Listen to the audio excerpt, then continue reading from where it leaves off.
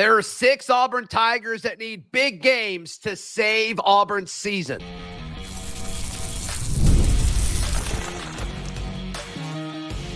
You are Locked On Auburn, your daily podcast on the Auburn Tigers. Part of the Locked On Podcast Network, your team every day. Yes, welcome on into Locked On Auburn, your daily Auburn Tigers podcast. I'm your host, Zach Blackerby.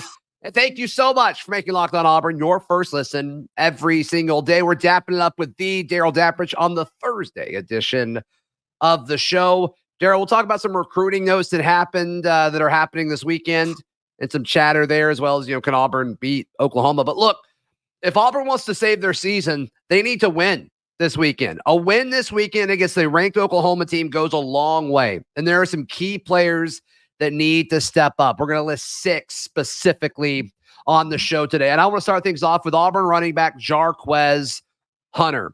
We've heard kind of Hugh Freeze say that he believes in the offense, believes in the scheme, and that's fine. But you still need an effective running game from Jarquez Hunter.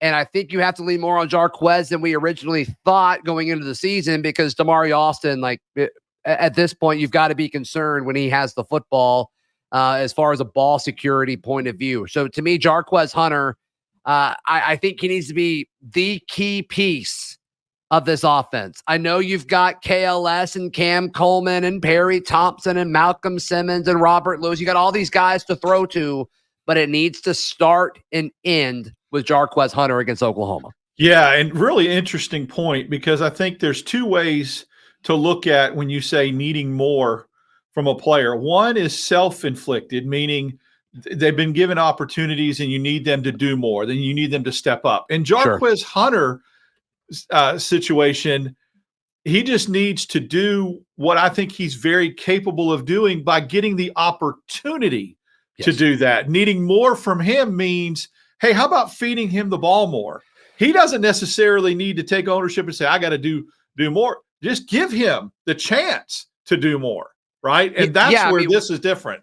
Right. When he gets the ball, he has performed well. I mean, with the exception of the fumble against Cal, which was devastating. Outside of that, I mean, he has been exceptional. He's been what we thought he could be. They just need more Jarquez Hunter. Yes. And look, I understand opposing defenses are going to stack the box. Oklahoma is going to play guys close to the line of scrimmage to make Auburn pass the football, as they should. I don't care. Jarquez Hunter's been effective in his entire career here at Auburn. He's been running against a loaded box his entire college career. Let's don't change that now. I'm not saying do it every play, but if you're worried about turnovers and quarterbacks making wrong decisions and they feel pressured against this Oklahoma defense, let Jarquez Hunter run in an extra time each possession. I think that'll go a long way. Yeah, he's only carried the ball more than 20 times so far this year, and I think that was so you don't have to worry about the durability aspect. He's fresh. He's fresh, and let's give him the ball 20 times. I think that he's, number one, worthy of that, deserving of that, and Auburn has been successful in the past. We don't want to run the wheels off of him like Auburn did with Kerryon Johnson, but Jarquez Hunter needs to touch the ball 20 times. And when I say touch the ball, Zach, if you want to let him run at 18 and throw it to him 3 or 4 times a game too, fine. Do it. Let him touch the ball. He is your most consistent, seasoned offensive weapon, and I think the most stable too, as far as been 3-4 years, been there. So I agree with you 100%. And again, they need more from him, but it's by giving him more touches and more opportunities. Yeah, and obviously you're going to have to pave the way for Jarquez Hunter, and you're going to have to make the right checks at the line, which leads us to your first player that you're going to mention. I think Connor Lew, we got to get he needs to step up or need more from Connor Lew. I'm not necessarily criticizing what he's done to this point. I just think that a lot of us thought it would be more and at a higher level. And there's been some things going back and looking at film, whiffing on some tackles, some getting pushed back a little bit at the line of scrimmage and running plays. I guess maybe this is my expectations were too high for him as a sophomore, but I think if you want to get Hunter going and need more from Hunter Saturday, it starts with Connor Lew being able to handle his man at the line of scrimmage, whether that's whoever's playing quarterback to enable them to have more time and not get that rushing lane, or to set up the running back going through that particular hole between him and the guard. That needs to happen and start with Connor Lew. And I just think we need to see more from him than we've seen so far this year. Yeah, I know Pro Football Focus isn't everything, but like they really like Connor Lew as a pass protector and a run blocker. And I'm a little surprised by how much slack Connor Lew has gotten. I think the O-line as a whole is fine. I don't think it's great. I think it's fine. And when you've got an offense that's struggling to turn the football over, you need folks who are able to step up. And I do think like he could be better, I guess. But I haven't been as hard on Connor Lew as other folks. So I am glad you brought him up. But I mean, this is a guy who, I mean, as far as like the charting goes, like has been fine. Not great, which maybe we're expecting great. And that might be your point. But yeah, Connor Lew, sure. He's certainly a leader of this offense. No question. Yeah, I heard some chatter about it in the press room Saturday night. Overheard some conversation of some media guys that have been covering Auburn for a long time. So I went back and watched some tape. And then I called a guy that I knew that was a former offensive lineman at Auburn that talked to me about Percy Lewis during the summer. And I just said, what's your take? And he said, I kind of feel the same way. I feel like of all the offensive linemen with the expectations coming in right now, he used the word a little underwhelming, not done anything wrong necessarily, but not played to the level I think that Auburn thought he would to this point. Yeah. So in 119 pass sets, he's given up 6 pressures. I think it's fine. But could he be better? Maybe so. He's got to have his hands full this weekend, though. I mean, Oklahoma's front is not bad at all. And that's part of the reason why he needs we need more. Yeah. Absolutely. Totally get it. All right, let's stay on the offensive side of the football. We both have wide receivers that we think are going to be super important here, and mine is KeAndre Lambert-Smith. And I know we just talked about how Jarquez Hunter needs to be a larger part of this offense, but to me, let's highlight the one thing that's been most consistent on offense this year, and that is KLS. That is KeAndre Lambert-Smith, the transfer wide receiver from Penn State. I think he's he's effective. He's Auburn. He's got a chance to be Auburn's first 1,000-yard receiver in a long time, Darrell, in a long time. And I love that he kind of came in late and there was all this expectation put on him. And so far he has delivered. One of the situations where one of the few times where somebody you have these expectations of him coming in and he delivers and more. I think whatever Auburn hoped to get out of KLS to this point of the season, they are getting and then some. And that's a very pleasant surprise, or not surprise, a pleasant development, because he is absolutely everything that Auburn needed as advertised, and more than what some of his detractors from his previous school predicted that he would be. Now, remember, and I keep bringing this up, he was the guy. He was Penn State's leading receiver through 7 games last year. And then the production fell off. So in order for him to get more from him, that needs to be sustainable. And I think that, and the good thing about him, no matter what quarterback was throwing him the ball, he seems to thrive. And that's a nice feature to have too. Yeah. I mean, creating space is creating space. And he's also made some contested catches as well. He's been targeted 22 times, 12 catches, averaging over 28 yards a catch, 5 touchdowns on the year. You need more of that. And to me, he showed a duality to where he's been good when you've needed that first down possession type catch within the 15-yard box, but he's also hit the big play for you downfield, the slant where he just outran everybody, the throw that Hank made along the sideline against New Mexico. He's done both. He's been a possession receiver and a big play receiver. Yeah, the slant that he took 60 yards or whatever, like that was just to get the first down. And then there just happened to be nobody else behind him and he outran everybody. But yeah, for sure. Who's your receiver that needs to step up to help save Auburn's season here? Robert Lewis. There was so much anticipation and, praise on him and talked about how he practiced, and I've just not seen it translate yet. I know that he had one game where he was injured. He had a big drop in another game that would have been a big 20-yard gain. He was brought here to produce from the slot position and give a veteran presence like KLS. And so far, not to the level that was expected. And we need to see more from him against Oklahoma because, I mean, I get it. Malcolm Simmons can come in, play that position, whatever. But what if Oklahoma, because they're pretty good defensively and pretty savvy, if they take away the outside receivers, if they take away a Cam Coleman or a KLS, well, then Lewis has got to step up and contribute. Yeah, Robert Lewis has been targeted 11 times, just 6 catches. He's only allotted 1 drop according to this, but I can think of 2. Yeah. So I'm curious that they must have credited 1 to be a pass defense, which is fine. But you do want a little bit more consistency for sure. Now, to his credit, I think it was the Cal game.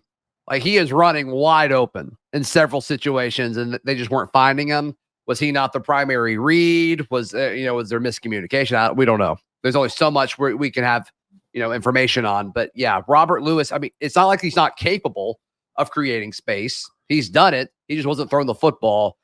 Could that change this week against Oklahoma? Yeah. I mean, could that change against the best defense that you've played so far this year? I don't know. You seem more confident than I do. I think it could change because the opportunities may come a little bit more, the frequency, meaning I just think that if you're Brett Venables and you're, a defensive minded head coach, you get together with your staff and you say, KLS is their guy. We got to take him away. And Cam Coleman has the potential to be their guy. Let's take him away. That leaves the tight end and the inside slot receiver. That's why I think that there might be a change of the guard or the change of the opportunity this week for him to contribute. Yeah. Whoever gets that opportunity, I mean, hopefully they step up. So 2 defensive guys that need to step up and could help save Auburn's season with a potential win over Oklahoma this weekend. We tell you who those are in just a moment, right here on Locked On Auburn. Today's show is brought to you by our friends at FanDuel. FanDuel is America's #1 sports book. Darrell, still a 2.5-point line in favor of Oklahoma. Do you think that line is enticing at all to you? Do you think Oklahoma should be favored by more? I think Oklahoma should be favored by more. I agree. And so, so in that aspect, very enticing. Yeah. So we'll certainly see what happens there. The over-under 54.5, according to our friends at FanDuel. That seems like an easy under bet to me, but maybe Vegas knows something that we don't. And right now, you can get started with $200 in bonus bets guaranteed at FanDuel when you place your first $5 bet. That's FanDuel.com. Be sure to check out their site and app today. Today's show is also brought to you by our friends at Prize Picks. Prize Picks is America's #1 fantasy sports app with over 5 million active users. Prize Picks is the easiest and most exciting way to play daily fantasy sports. All you do is pick more or less than on 2 to 6 player stat projections, and you watch the winnings roll in. Look, I'm not speaking for myself because my fantasy team in my main league is 3-0. But if you're off to a slow start and you're like, oh my goodness, my fantasy season is over, Prize Picks can save that. Prize Picks can save that for sure. So go check out our friends at Prize Picks. It's the free app, Prize Picks app, and use code LOCKEDONCollege. You get $50 instantly when you play $5. Come on. That's code LOCKEDONCollege at Prize Picks. You get $50 instantly when you play $5. You don't even need to win to receive the $5 bonus. It's guaranteed. Prize Picks, run your game. Darrell, I'll let you lead this one off. Who is the defensive player that you think needs to step up if Auburn wants to save their season and beat Oklahoma? Well, he's been playing really well, but Keldrick Faulk needs to continue to do it and maybe even go at a higher level. And here's why. Originally everybody thought Jackson Arnold was going to be the quarterback that played against Auburn and started this game. Now word comes down that it's going to be freshman Michael Hawkins. Hawkins is a very dynamic runner, and his strength is, stop me if you've heard this before, getting around the edge. Yeah. I think Faulk and his athleticism and sealing that and contain is going to be big, and he's going to have his hands full doing that because of the way that Hawkins is and how dynamic he is as a runner. It just changes, I think, what he would have done if Auburn would have faced Arnold. Now Arnold can run too, but Arnold seemed to me to be more between the tackles guy. Plays broke down, read option, boom. Hawkins gets outside and he's got dynamic speed. Yeah, I love this pick. So Keldrick has played the 3rd most defensive snaps on the team. Jaron Thompson's at like 250. Jalen McLeod's at 201. and then Keldrick is at 200. So those guys are all right there next to each other. And he's been effective. He's been effective as far as creating pressure, which is kind of the thing that we talked all summer. Like, can Keldrick take that next step? He has. He has done that. He hasn't gotten home as much as we would like, but still 3 sacks for a guy that big. Like, you take that. You take that. And he's kind of lining up at different places. I mean, he's logging snaps at right end, at left end, at linebacker, which is, just kind of scooted out a little bit. So, I mean, they're moving him around the formation. I did think they would move him inside more than they have, and they haven't done that, which is interesting. I don't know if that's because they like what Rakes is doing and what Jason Jones had a really quietly good game last week that's kind of not been discussed. But Keldrick has been effective from the edge. I don't think there's any question about it. Well, you got a guy that's projected to get 8 or 9 sacks. I think you would shoot yourself in the foot a little bit if you try to move him inside when he's one of your best pass rushers. I mean, you're taking away, he's been dynamic. Now, but Darrell, I'm going to push back on that though. In a situation where like Auburn has been in 3rd and 9+ consistently, and they're giving it up, and you can put McLeod and Crawford on the edge and scoot Faulk inside and create some more pressure. Like, I don't think that is a crazy thing. That'd be a great idea if you're rushing more than 3. But you defeat the purpose if you do that and only rush 3, because then he wouldn't be coming. That's the problem. I mean, you've just put it in a nutshell right there. And I'm not a defensive coordinator, but that would be my dream.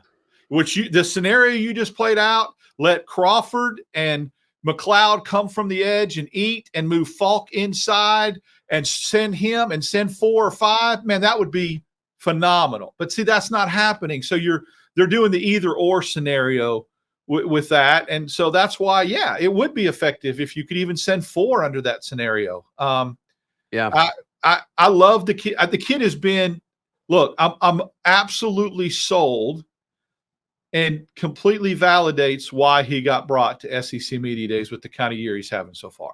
Yeah, he's exceptional. I see it. And seems like the greatest kid too. Oh yeah. Yeah. Which, I mean, Auburn people are always gonna love. My defensive guy that needs to step up, and he just needs the opportunity. Similar to like what we talked about with Jarquez Hunter, like give him the touches and it will happen. It's nothing that it's not like he's not doing enough. Is Jay Crawford. I went on a rant earlier this week how Auburn started the wrong guys at cornerback. The guy opposite Canley should be Jay Crawford. I don't care that he's played just 39 snaps so far this year. It's not like Antonio Kite has all of this experience that he brought into the season. I think at times Kite has been a liability. And I think when Jay Crawford has been in, he's been targeted. He's been thrown to. Did he have a really good key pass breakup last week? I remember it. He did a really good job. See if he's got a PBU credited to him. If he doesn't, again, they've missed the stats, because I watched him break up a pass on a receiver in a big moment against Arkansas. Let's go over this real quick. Because I know y'all get tired of me talking about corners, but like, hey, the track record's pretty, like, I don't want to pat myself on the back, but like the track record's pretty good here. So Crawford has played 24 snaps in coverage this year. He's been thrown at 4 times. And according to this, he is not allowed a reception. Of the 4 targets, he has 2 pass breakups. Oh, there you go. 50% of the balls that are thrown his way, he's breaking up. It's a small sample size. I get it. I get it too. It's a small sample size. But it does seem like it's an effort for the quarterback to look his way when he's in. Like, they are taught to do that. And I just think he's better than Kite at this point. I just think some of the miscues that Kite has, I think you would also get with Crawford if the sample size expanded. But I think the upside of what Jay Crawford has as a potential NFL corner one day, I think it's worth it. Especially when like other parts of the defense, despite what the public opinion is on it, like the defense has been fine. Give Jay Crawford more snaps. The only way to find out if something that is successful in a small sample size translates to a larger sample size is give him more opportunity. Yeah, you make the sample size larger. The sample size larger. So you start them off with, can we trust you with the little things, right? Yeah, you've broken up 50% of the passes you've not given. So let's see if that can translate to double the amount of snaps and where that takes you. And guess what? If he gets double the amount of snaps and he's still successful, then now you found your other corner. Mm-hmm. And which really solidifies how everything else kind of moves around in the moving parts with the Auburn defensive backfield. So I'm with you. I mean, I was very impressed with the way he played against Arkansas. I know that he was a kid you talked about early in fall camp and said, you know, don't sleep on this kid. He's a freshman. And so far, so good. I was more on the J.C. Hart camp, right? And then you were more the Crawford camp. And so we need to see that emerge there. Yeah, J.C. Hart has a trait that the other corners don't have, and that's just that speed. But he doesn't look super comfortable when the ball's in the air. I think Crawford and K and Lee are super comfortable when the ball's in the air. They don't get grabby. Kite gets a little grabby when the ball's in the air, and that's just not a great trait for a quarterback. Well, the pass breakup I'm talking about was textbook. It was he broke on the ball. He led with the offhand. He didn't reach around the defender. It was absolutely how you would teach it. Mm-hmm. Textbook. So I don't care sample size or no sample size. That's how you're supposed to do it. Yeah, it's like you look at that and it's like that. Like I wouldn't want to throw against that. Right. And so you should put that on the field. I just, to me, this seems like a no-brainer. Maybe he's missing coverages in practice or something. That's the only thing that makes sense at this point because that dude has it. That dude has it at corner. Put him and K and Lee next to each other by the end of the year. It'll just be awesome. I firmly believe that. And more Sylvester Smith starting to get acclimated. He had a big pick that he returned into Arkansas territory. I'd like to see more of him as well back there. Get more snaps. I won't push back against that at all. All right, let's there is an official visit this weekend. And I know there's so much attention and discussion about Deuce Knight, but there's a guy taking his official visit this weekend that I'm so excited about. We've been waiting for him to pop for months. Let's touch on that in just a moment. Right here on Locked On Auburn. Today's show is brought to you by our friends at Alumni Hall. Alumni Hall with 3 great physical locations in Auburn, Opelika, and Huntsville. Darrell, you've completed the trifecta. I have. I've been to all 3, and I'm going back to the Huntsville one again in another month when I make a customer visit. I liked it, the store a lot. It's in a great location. It's just fun to shop in there. It's great. Yeah. So, it is 100%. So they've got all the hats you could ask for. They've got all the jerseys you could ask for. Basketball season will be here before you know it. Make sure you're ready to go for basketball season as well. And if any of those 3 physical locations is too far from you, go to alumnihall.com. Let us know what you order. And I think it's going to be, I think it'll be a positive experience for you. Go check it out, alumnihall.com, or their 3 great physical locations in Auburn, Opelika, and Huntsville. Darrell, when you look at the recruiting chatter that's happening around the Auburn football program, a lot of people are assuming it's falling apart, and it doesn't really feel like that. Like when you actually look at what the kids are doing and the lack of decommitments and things like that, like I think things are fine. It could get worse. Like if you get blown out against Oklahoma and you get whooped in Athens, like it could get worse. No question. It's early. But you got guys like Sam Turner, the Georgia Tech wide receiver, making his official visit this weekend. And this is a guy who has been on flip watch for forever. And a guy that I think is vastly underrated. He's excelling at the highest level of like competition in high school football in the country, in that Atlanta area. This is a visit to watch, in my opinion. Yeah, I mean, I would have thought he would have flipped already. I'm hearing that he's waiting on, obviously, to see who Auburn puts in the quarterback class. Right. But very high on this kid, and I'm really surprised that he hasn't already. But if this being his official visit, it would just be really, really nice to show the receivers for Auburn have really good games, and maybe throw it around a little bit to different targets. I think that would bode well with him being on campus. Yeah. I mean, what's your take on the current state of Auburn recruiting? I mean, they're still chilling with a top class. I think this class, this is what's cool about this class. I saw some things like Caleb Faulk and some others tweet some stuff out. Don't sleep on us, blah, blah. Henderson did. I think that for whatever reason, and we've heard about the recruiting text chains, right? Group chats. Yeah, right. I think for whatever reason, this class, well, I don't think, I'm just going to be honest. I walk through the recruiting lounge a lot on my way back and forth to the press box. And I see 15, 20 guys together in that recruiting lounge watching the game if they're not on the field. This class seems really close. Yeah. There seems to be a bond of the kids that have committed. And because of that, I think they're sticking together. Like if I jump ship, I'm hurt, I'm letting down my brother. They're really close. They talk a lot.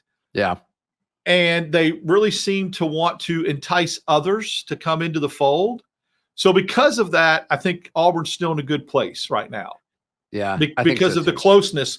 It's rare to see guys that have not gone to war together yet or gone to battle in 2-a-days and all that be this close, but they are for whatever reason. And I think some of this, Zach, is the frequency that a lot of these guys visit.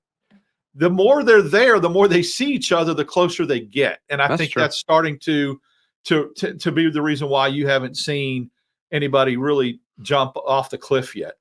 Yeah. Is it Chroma, Usman Chroma, that's supposed to announce this weekend? Yeah, he's supposed to announce Saturday. Yeah, I mean, what was it, 2 weeks ago? He got crystal balled to Auburn. I no longer feel. Yeah, because Georgia got in the mix, and from what we heard. And I no longer feel super. Yeah, I don't feel confident about that one anymore. What do you think that they do? That's the back that, I think you've been excited about him for a long time. I really want him. If Chroma doesn't pick Auburn, mm-hmm. What do you think they do? Turbo. I think they really start to go full court press on Turbo Rogers and he's in Carver, right? Carver. Yeah, it Pike Road, then at Carver. I get confused now too. High schools like transfer portal, kids switching schools all the time. But he's got dynamic speed. He's now, people said, oh, athlete. No, you could put the ball in his hands and he can go. He can get around and he's fast and very, very electric.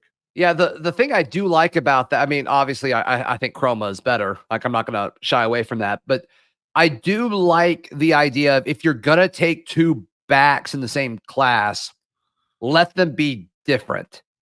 And I know Chroma's a little different than Alvin, but like Alvin Henderson and Turbo are vastly different. Right. So, like, at least it allows you options offensively, but I don't know. I think with that launch, you could have taken all three, honestly. It's what I thought was going to happen, to be honest with you, because Turbo is such an athlete. You could get him outside. You can run jet sweeps. He can do different things. It's not a traditional just tailback, prototypical tailback. So, yeah, if Auburn could have got all three, but I think that the full court press switches to Turbo if Chroma commits to Georgia Saturday. Yeah. Yeah. So that's something certainly to monitor. Darrell, how can people check out everything you've got going on? Follow me on X, Dap6410. Catch me in the barn at thebarnauburn.com. And then Instagram, Darrell Dap, Wednesdays. Well, normally Wednesdays, but we did a little Thirsty Thursday today. Twice a week with Dap.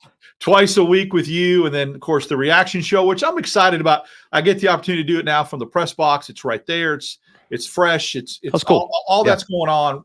And there's a lot going on at the time we do it. So it's great. Yep. Hey, please like the video. Please subscribe. This has been Locked On Auburn.